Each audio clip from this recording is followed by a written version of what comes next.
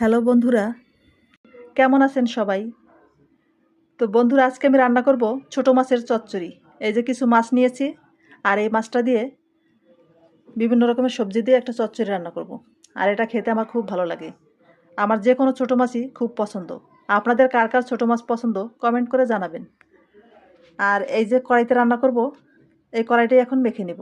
বিভিন্ন রকমের সবজি কেটে রেখেছিলাম, এগুলো এখন দিয়ে, আর এর ভিতরে দিয়ে দিব একটু আদা বাটা, রসুন বাটা, আর একটু পেঁয়াজ বাটা,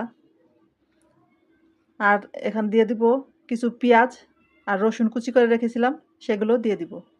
আর এটা একটু পেঁয়াজ রসুন বেশি লাগে, তাই এই যে দিয়ে এখন ভালো করে মাখিয়ে নেব।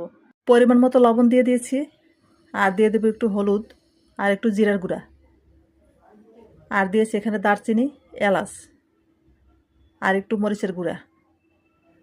আর এখন এই যে সরিষার তেল দিয়ে ভালো করে মেখে নিয়েছি, মেখে তারপর একটু জলও দিয়ে দিয়েছি। এখন মাছগুলো দিয়ে এই যে মেখে চুলায় বসিয়ে দিলাম। আর এটা রান্না হতে বেশি সময় লাগবে না, এই যে ঢেকে দিয়েছি, এটা 10 মিনিট রান্না করলেই হয়ে যাবে। এই যে রান্না হয়ে গিয়েছে, এখন কয়েকটা কাঁচামরিচ আর একটু জিরার গুঁড়া দিব, দিয়ে 2 মিনিট রান্না করব। 2 মিনিট রান্না করলেই আমার হয়ে যাবে।